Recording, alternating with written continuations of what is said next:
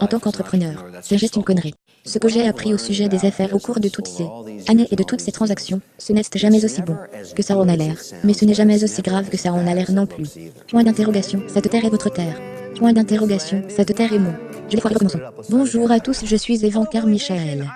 Mon seul mot est de croire, et je crois que les entrepreneurs vont résoudre tous les problèmes majeurs du monde. Donc pour vous aider dans votre cheminement, nous allons apprendre aujourd'hui de l'investisseur de Shark Tank Kevin O'Leary et de mon point de vue sur le top 10 des règles du succès volume 2.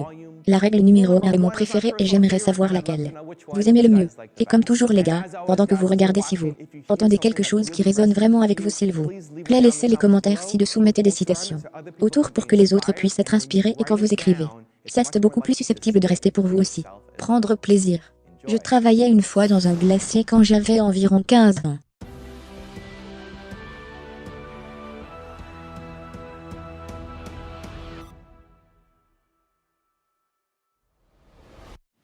Mon premier vrai travail. Et le deuxième jour, on m'a demandé de gratter la gomme entre les carreaux mexicains sur le sol et je l'ai dit à la femme qui possédait le magasin, il s'appelait Iskran Parlour de Mago.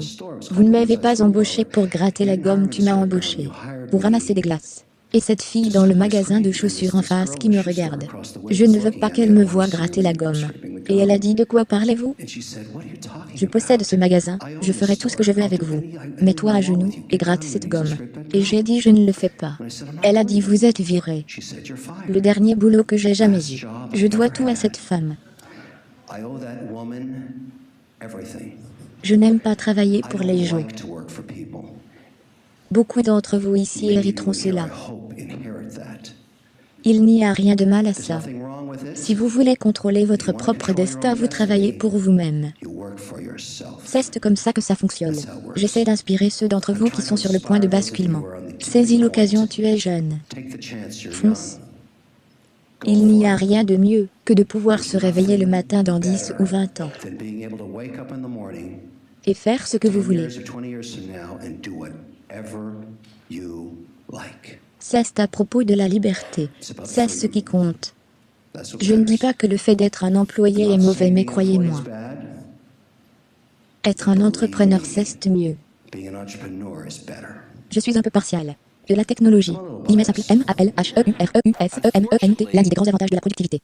L'un des gros inconvénients, c'est incroyablement distrayant.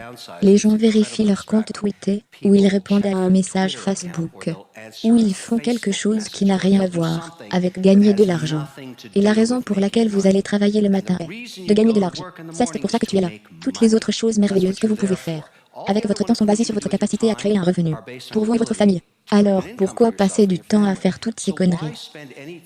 Ce qui est distrayant, et c'est la première chose que je trouve dans mes entreprises, c'est quand vous voyez quelqu'un qui échoue et que vous regardez comment il gère son temps, vous voyez juste ce qui se passe.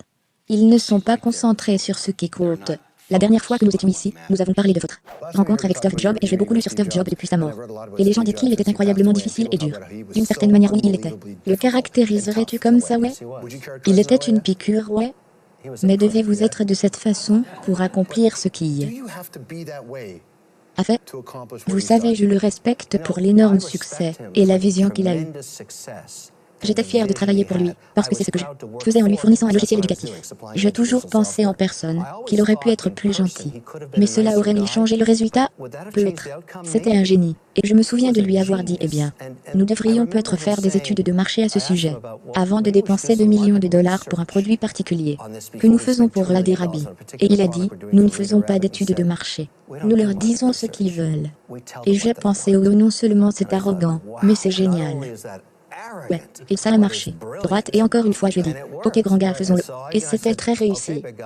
Que quoi que vous fassiez, quelqu'un peut le faire mieux. Vous devez apporter votre jeu à tous les jours. Il n'y a rien d'unique chez un individu. Ce qui est unique, c'est leur passion, leur capacité à exécuter, à atteindre les objectifs, et à les dépasser.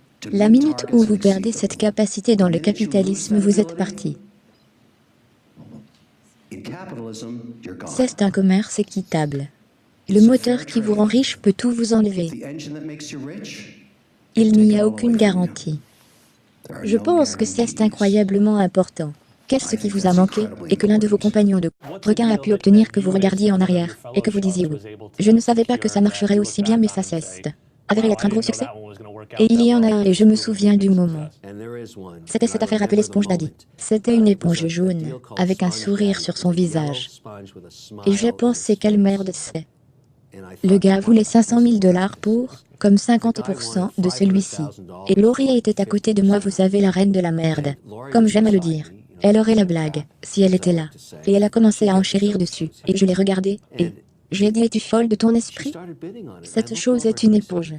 C'est une éponge. Elle a dit, laissez-moi tranquille. J'ai dit, non Laurie, je t'interdis de faire ça. Je ne peux pas te regarder tuer de l'argent comme ça. C'est une honte. Vous allez apprendre à l'Amérique comment gaspiller de l'argent. Guillemets. Elle a dit, tais-toi, je fais le marché. Et elle l'a fait. Sponge Daddy a réalisé 50 millions de dollars de ventes l'année dernière. C'est un petit morceau de merde. Je veux dire, ça m'a appris point, et j'ai beaucoup de respect pour elle maintenant. Cela vous montre la puissance de la plateforme Shark Tank. Produit simple, message simple. Il y a en fait une bonne leçon à apprendre en regardant Shark Tank. Et j'exhorte tous ceux qui écoutent cela à réfléchir à cela pour leur propre carrière. Si vous revenez en arrière et regardez 6 années de données, de toutes les transactions qui ont été financées quel que soit le produit, cela ne précise pas le résultat de l'entreprise, seulement ceux qui vont à un chèque d'un requin. Quels sont les traits communs ou les fils? Il s'avère qu'il y en a 3. Dans 100% des cas, l'entrepreneur était capable d'articuler l'idée. En 90 secondes ou moins. Voici une éponge. Sous l'eau froide, c'est dur, gratte les œufs sur les assiettes. Sous l'eau chaude, vous pouvez polir l'argent. Je comprends, non? Très simple. Numéro 2, c'est généralement une équipe qui est capable d'expliquer. Pourquoi ils ont raison, équipe, pour exécuter le plan d'affaires. Ils ont un plan, ils vous disent ce que c'est, et ils vous disent pourquoi ils sont les gestionnaires accrédités pour cela. C'est intéressant. Vous le trouvez dans tous les cas avec succès. Et voici celui qui compte vraiment. Dans 100% des cas, les entrepreneurs connaissaient leur nombre LV. Si vous leur posiez des questions sur l'analyse du seuil de rentabilité, l'analyse des marges, la croissance de la part de marché, la concurrence, dans chaque réponse ils l'ont cloué. Il se trouve aujourd'hui en Amérique des entreprises et j'enseigne. Cela maintenant, vous savez, j'ai enseigné à Notre-Dame aux les cohortes de diplômés, je leur ai expliqué cela. Lorsque vous dirigez, lorsque vous voulez être un leader, vous devez articuler votre idée en 90 secondes ou moins. Vous devez expliquer pourquoi vous êtes la bonne personne à diriger. Et surtout, vous devez connaître vos chiffres. Vous pouvez le voir se produire sur Shark Tank. Cela fonctionne aussi dans le monde réel. Et franchement, Shark Tank est le vrai monde, parce que c'est un vrai capital. Donc j'utilise ça et je l'enseigne. Et je pense que tout le monde devrait y penser. Expliquez votre vision clairement, succinctement dans un cours. Laps de temps finit par être vraiment important. Si vous pensez que vous pouvez avoir une vie équilibrée en tant qu'entrepreneur, c'est juste toutes les conneries. Il y a un autre gars qui veut que votre client travaille 25 heures par jour. C'est ce que j'ai trouvé, et donc je ne parle même plus de ça. En disant regarde, c'est génial, vous devez décider. C'est un chemin. Vous allez soit contrôler votre propre destin, ou vous allez être un employé. Ils sont tous les deux nobles. On vous donne le temps d'être avec votre famille, l'un vous donne une vie plus équilibrée et l'autre a des balles et murs, et la raison pour laquelle vous le faites est d'avoir finalement la liberté personnelle parce que vous avez réussi. Et je pense que la plupart des gens dans cette salle tombent dans cette deuxième catégorie, les balles au mur, et ils vont le faire ou ils ne le font pas, et c'est pourquoi je viens ici. Parce que j'étais un esprit semblable. J'aime voir des entrepreneurs prêts à tout risquer, mais qui doivent réaliser qu'il n'y a pas d'équilibre. La raison pour laquelle vous faites et poursuivez une carrière d'entrepreneur est de fournir une liberté financière à jour pour vous et votre famille. Le sacrifice, c'est qu'il n'y a pas d'équilibre pendant la période où vous développez votre entreprise. Si vous avez de succès, la récompense est la liberté financière, qui est l'essence. Je dis aux entrepreneurs, ne le faites pas pour la cupidité de l'argent. Faites-le pour la liberté financière. Faites-le pour la liberté. Rendez-vous libre un jour, afin que vous puissiez faire ce que vous voulez avec votre temps guillemets. Et la seule façon de le faire, dans notre société, c'est d'être riche pour le faire. Et ainsi, les récompenses d'un grand entrepreneur sont, ils réalisent cette richesse et ils sont libres de faire ce qu'ils veulent. Ce qui peut être plus d'entrepreneuriat. Tu ne sais pas. Si vous êtes passionné et que vous avez du succès, vous vous réveillerez un jour riche. Vous n'irez pas vraiment pour l'argent, ça vous arrivera. Tous ceux à qui j'ai parlé avaient du succès ne se souviennent pas des jours où ils sont devenus millionnaires. Aucune idée. Pas important pour eux. Ils se souviennent de gagner. Ils se souviennent d'avoir construit une entreprise et d'avoir réussi. Encore une fois, la poursuite de la liberté se manifeste dans la passion. C'est vraiment ce dont il s'agit. Et à mon avis, la plupart des gens d'affaires que j'ai rencontrés Les gens qui ont réussi, les PDG, ou quoi que ce soit d'autre, sont optimistes. Pouvez-vous être pessimiste et être un entrepreneur prospère? Vous devez être optimiste. Je pense que vous devez voir le monde d'une manière qui suppose le succès. Sinon, vous n'aurez jamais l'énergie. Peut être pas un pessimiste, mais un sceptique est une bonne chose à être. Parce que ce que j'ai appris sur les affaires pendant toutes ces années, c'est jamais aussi bon que ça en a l'air, mais ce n'est jamais aussi grave. Chaque jour, j'ai 32 entreprises en portefeuille, quelque chose de très grave arrive à l'un d'entre eux et le téléphone sonne. À 6 heures du matin et quelque chose de fantastique arrive à un autre. Et il me semble que la nature aléatoire du hasard est vraiment intrigante pour moi parce que si je pouvais seulement montrer l'entrepreneur pessimiste ou très déprimé qui m'appelle en disant « Oh mon Dieu, nous venons de perdre Walmart » ou quoi qu'il en soit. C'est le cauchemar de leur journée par opposition à nous venons de recevoir Walmart pour les autres affaires. Eh bien, j'essaie de faire en sorte que tout le monde dans le même univers réalise que ce n'est jamais aussi mauvais que ça en a l'air, mais jamais aussi bon. Vous devez vous lever le matin et retourner au travail. Les grands entrepreneurs peuvent déléguer. Les femmes chefs de la direction réussie sont remarquablement bonnes à ceci. Remarquablement bon. Et la façon dont cela fonctionne, et Sarah, je vais vous donner un exemple de la façon dont Sarah travaille. Elle embauche quelqu'un, elle fixe un objectif pendant 90 jours. Et se met en travers de son chemin, obtient complètement hors de leur chemin, permet-leur de l'atteindre. Ils y parviennent et les déplacent dans l'organisation. S'ils ne le font pas, ils font 3 essais, jusqu'à ce qu'ils soient sortis. Ce qui se passe, si vous ne pouvez pas atteindre vos objectifs en affaires, mais tout son truc, c'est de les laisser faire le travail eux-mêmes. Qu'ils le comprennent. Je ne veux pas utiliser mon temps pour ça, c'est pour ça que je les ai embauchés. Que veux-tu jouer? Vous voyez, si je pense point que je vais vous savez ce que je veux que vous jouiez pour moi? Je veux que tu chantes lent et hurlant. Ou la chanson subversive classique favorable au travail et politique. Nous devons apporter les paroles. Je dois te le dire que je dois avoir les paroles, parce que je ne chanterai jamais cette chanson. Je sais, ça sonne bien. C'est absolument contre tout ce que je suis. Je connais. Rappelez-vous ce morceau?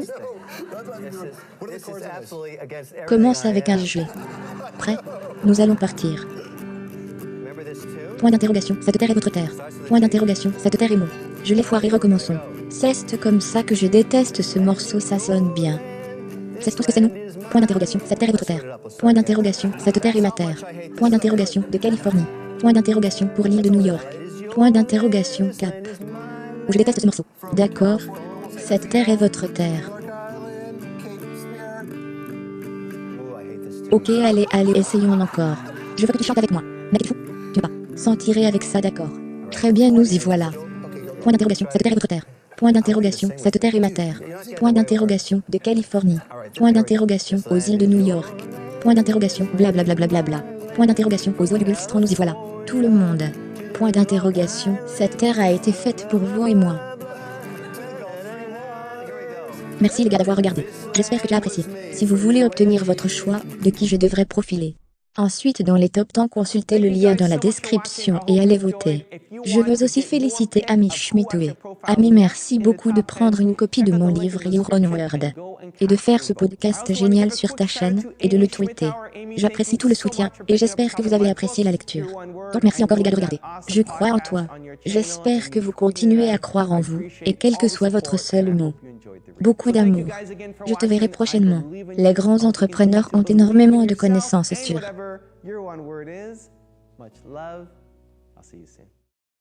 ce qu'ils vendent. Ils en savent beaucoup surtout, mais ils savent mieux ce qu'ils vendent. Vous ne voulez jamais être pris en train de vous expliquer et de ne pas connaître votre produit. C'est parce que vous êtes si passionné que vous passez tout votre temps à le faire. C'est exactement ce qui compte. Je pense en fait que ce qui motive les entrepreneurs, c'est la peur de l'échec. Et cela m'est certainement arrivé. Vous commencez une affaire, ça ne fonctionne pas, vous travaillez plus fort pour que ça marche, vous pivotez, vous comprenez ce que vous faites mal. La peur de l'échec est la motivation ultime. Et je pense que beaucoup, chaque entrepreneur a des échecs. Votre travail consiste à sortir dans le monde et à comprendre qui vous servez. Ce n'est pas votre responsabilité de résoudre tous les problèmes des sociétés. Vous payez des taxes à un gouvernement pour le faire. Votre travail consiste à faire la guerre tous les jours et à gagner. Pour gagner des parts de marché, pour saler la terre tes concurrents marchent, pour voler leurs clients et pour prendre leurs bénéfices et gagner. C'est ton boulot. Et faire des profits pour vos actionnaires, afin qu'ils vous donnent plus de capital, pour créer plus d'emplois, pour avoir plus de succès, pour payer plus d'impôts, pour fournir le niveau de vie que nous avons en Amérique aujourd'hui. Votre travail n'est pas de résoudre le problème de tout le monde. C'est pour résoudre les problèmes de vos clients, vos problèmes d'actionnaires, vos problèmes d'employés. Je suis très bouleversé lorsque les gens me disent qu'une entreprise devrait consacrer un tiers de ses profits à la charité. C'est scandaleux. Il devrait tout donner à ses actionnaires qui donnent alors à la charité. Pensez à toutes les grandes choses qui sont faites aujourd'hui par les Bill Gates du monde, les Warren Buffett du monde. La seule raison pour laquelle ils peuvent le faire, c'est qu'ils font de l'argent pour leurs actionnaires. Ne vous perdez pas dans ce débat. Restez concentrés et fidèles à la mission. Les affaires sont la guerre. Vous devez gagner. Et vous prenez le butin qui est un profit, et vous aidez votre prochain. Mais d'abord, vous gagnez de l'argent. And you take the spoils, which are profits, and you help your fellow man. But first, you make money.